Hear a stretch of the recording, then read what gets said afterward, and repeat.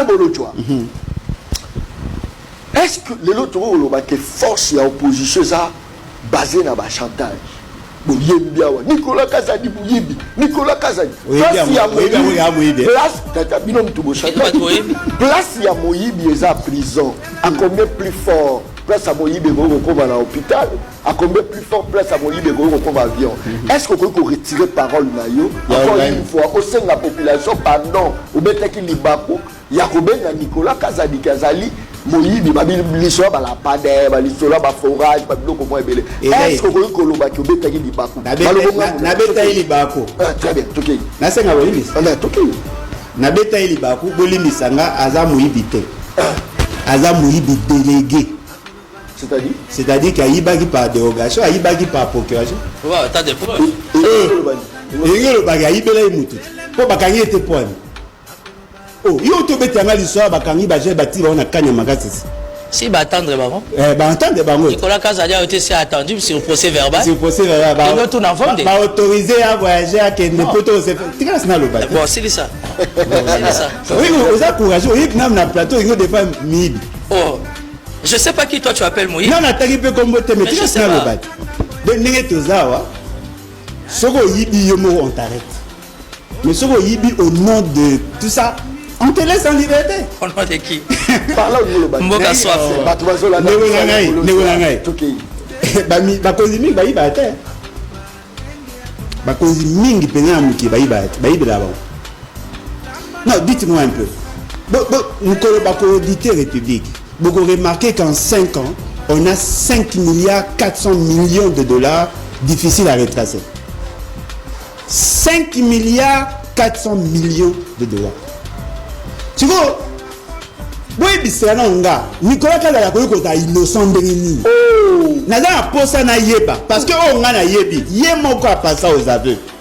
Alors tout n'anga tanga comme n'a pas comme Nicolas Kazadi.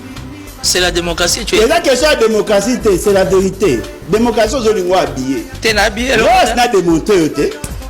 Nazolanda Christian Musakweno. Ayambi Nicolas Kazadi na plateau. Babi monsieur Toyoki qui a détourné 964 000 dollars. Habite ça détournement. Explique. Alors non voilà, Mutumura Yaki, ma pesinga DTO, n'a validé on a payé ordre de paiement. Après Mbonge Bimi, après inspecteur général ya finance à Beninga, à Ebisinga non voilà, Mbongo wana Bobimi si Mutumsu ça y na DTO, Musu a ngabi Musasu Mbongo de signer 2 fois. Abi non, bon ça la tout bon empêcher, bon empêcher. Abi oui tous empêcher. Lobi na tongo ba bengi ba bi Mutwana Zumbongo akei. Ba bengi Mutwana na téléphone. Moutanga lobi oui à cause de ma vie quand même. Et après va poser une question. Abi Moutouana a se volatiliser. Les agents va thème en français dans le l'Union sacrée. Ça dit que l'argent de la République, yo ministre à finance, opimi simbongo 2 fois pour un seul projet. Et alors banaliser 946 000 dollars. Ça c'est fort. Alors banaliser, non, il s'est volatilisé. Qu'est-ce que vous avez fait? Vous voulez qu'on fasse quoi? À ça, c'est volatilisé. Na ça a biso ma beza bata justice. Et on a qui va convoquer, on va entendre un procès verbal. Maintenant, à qui la faute Alain Bolotchoa? Félix. C'est Félix. C'est lui qui a nommé Nicolas Kazadi. Je savais qu'il fallait Sougaga. Voilà. Soit il est irresponsable, soit il est incompétent. Il y a que ces deux possibilités. Non, attendez. Quand tu dis de Félix Tshisekedi, là, tu parles de la première institution chef de l'État. Non, je parle de Félix Tshisekedi. J'insiste. Soit il est incompétent, et vous soit il est irresponsable. Incompétent? Oh, mais ça c'est grave. Non, attendez. Il y a une clameur publique. Tolobi que Mbongo a l'été mal géré. Nous avons démontré que Mbongo Bimi 946 000 dollars. Ayoki Ango Matiki. Il fallait bien que ça Nicolas Kazadi attendre la procès. C'est quoi le travail de la justice? Naïe Kokote la Nicolas Kazadi. Pas du tout. À l'occasion de quoi? À l'occasion de quoi? Moi, je suis bête ma soeur Bami, Nalingata Oyoka bien. Non. Yosa Makas na koinisa bato la population. Il faut nuancer ça là. Biso pe boa Makas a imposer biso pauvreté. Pas du tout. Boa Makas. Pas du tout. Abili 46 000 dollars 2 fois. Je suis en train de dire. Et il pense que c'est normal. Oh, et ça, est-ce que va faire ça, mamie? Et ça, les maramidi. Ça dit qu'avec la légèreté, il gère l'argent de la République. Yoka aventure. bayiba tonga 11 villas na temps ya mbandaka babimisa 6 millions de dollars. Mbongo bima ndako ezate. Forage et lampadaire, ça ce sont de faux dossiers. Ngonanga, centre financier combien? 358 millions de dollars. Fontaine, Liboso à centre financier, 9 millions de dollars. Vous posez une question, est-ce que ça a été un budget pour Ngonanga? Et là on dit bon mabiso. C'est pas tout le monde qui doit être chef d'état-major général. En 3 ans, a assumé 3 grades et la fonction la plus haute de l'armée. Et vous êtes compétent. Oh, Wapiamo. Vous pouvez être compétent. Mais tu reproches quoi, tu veux? Je sais pas, on réfléchit. Mais tu reproches quoi? L'armée c'est un corps, non? Tu reproches pas. L'armée c'est un corps. Tant que tu as quitté STO Zagate. Kokita, yo c'est la na bango Kokita. Non, tant que tu as quitté Goma na front. Yo c'est la na bango Kokita. Attends, je vais te donner une information. Non, Kopé Sangaïté, na epi que une information veut dire. Non. Je suis un analyste politico-sécuritaire. Yebisanga. En 2018, il avait quel grade? Non. C'était un colonel. Comme tu veux. Moi je connais comment. C'était un colonel. En 3 ans, a commis le lieutenant général Alain Bolodjo. a commis chef d'état-major général. Vous avez posé la question technique de comme armée. Allez voir Nathan, Nanani, na prison à Dolo. Il y a autant d'officiers, d'officiers supérieurs qui sont là, injustement arrêtés. Basé Belé. Est-ce que tu es le premier à en parler? Basé Belé. Parce que Belé a biso, basoda o babunda contre 23. Biso batailleur des. On va bunda contre 23. L'essentiel va en prison. Vous recrutez maintenant des mercenaires. C'est comme ça que vous faites travailler l'armée. L'argent de la République, il y a armée, besoin de tourner. Bon, l'État, besoin de moi, je sais pas. Très bien. On a biso za bino. Il faut bino bon longwananu. On a biso banani. Bino bataillon sacré. Bon longwananu mboke zonga. Alain Bolodjo, tu seras obligé de beaucoup souffrir. Merci beaucoup. Parce que jusqu'à peu. Yo c'est pela biso to souffrir Je connais ton jeu, je ne vais pas tomber dans ça. Donc Alain peut plutôt souffrir pour les ASN. Alain Chayo à l'aise en casquette, nos présidents Alain. Autorité morale. Tu seras obligé de beaucoup souffrir parce que l'union sacrée est au pouvoir. Et nous avons notre mandat. Un pouvoir qui ne sert à rien. C'est la démocratie. On sera à l'aise avec tes termes, avec tes expressions. De quoi tu condamnes Chiwewe? Pardon? N'a pas cette information. Tu sais de qui est Matiki? Il fallait bien que ça Nicolas Kazadi attende la procédure. C'est quoi le travail de la justice? Naïe Kokote la Nicolas Kazadi. Pas du tout. À l'occasion de quoi? À l'occasion de quoi? Non. Yoza makas na koinisa bato na population. Il faut nier ces là. Bino pe boa makas a ko imposer biso pauvreté. Pas du tout. Boa makas. Pas du tout. 946 000 dollars 2 fois.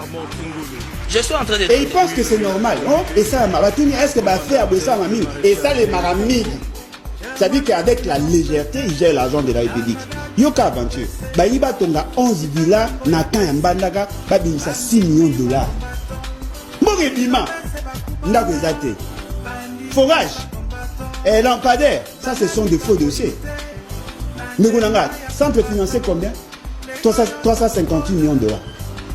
Fontaine, Liboso à centre financier, 9 millions de dollars. Vous posez une question, est-ce que ça a été un budget programme? Mais tant que vous avez représenté n'a pas, mais ils ont 30 millions. Tout comme il y a 358 millions d'euros. Beaucoup aussi, que battu que va y en bon. Alors que c'est faux. Au Longo, j'ai la francophonie, c'était 32 millions au départ. Le commis 62 millions. Vous ça 330 millions de dollars. Bon, mais ça, et vous battez. L'idée vous dit bah tu peux visiter Bassad Aleli. Moutaignon sacré Aleli. Ah ça c'est un scandale. Mais ça les délais salamité. Oh et ça mais ça mi mabé. L'État a perdu autant d'argent. Bah conteneur tu vas la biso ba ndara biloko swana. Les autres bébés. On a perdu tout. Ça dit que on fait dire c'est que en 5 ans on a perdu 5 milliards 400 millions de dollars. Qu'est-ce qu'il faut faire? Ou en récupérer? Je posais la question. Alain Bolodjo. Yo kanaye dit. Yo kanazolo. Alain Bolodjo. Yo kanazolo. Très bien. Merci beaucoup.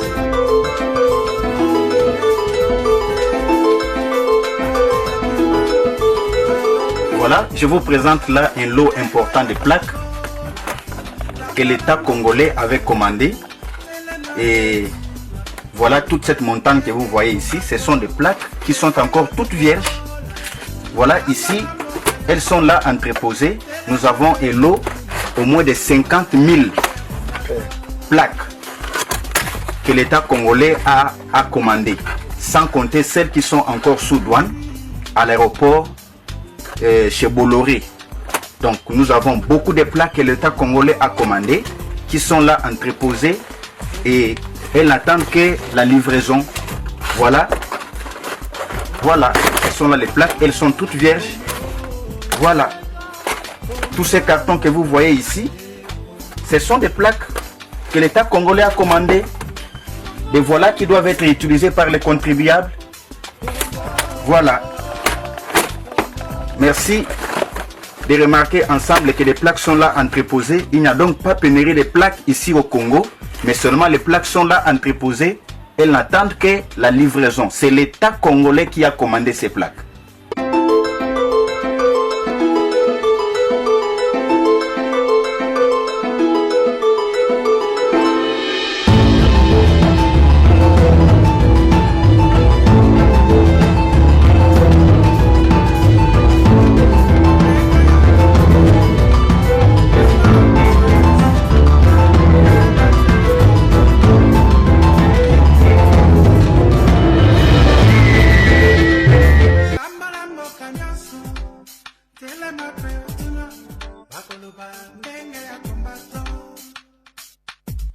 Tous ne pas invité. Allô, bonjour.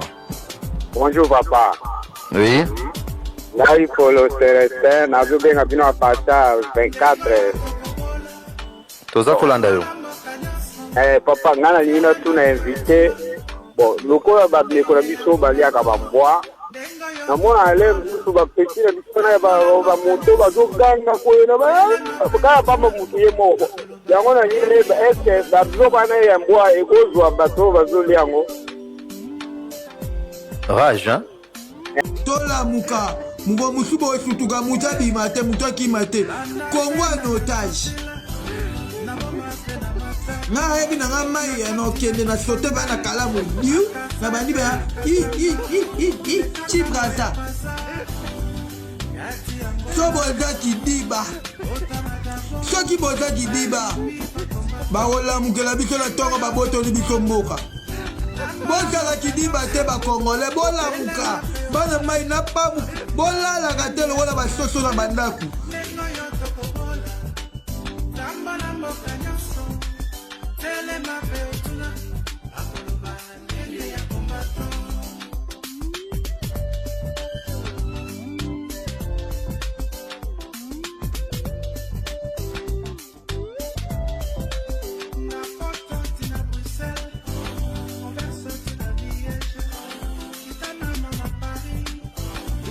España, Portugal, y no me se van a casar.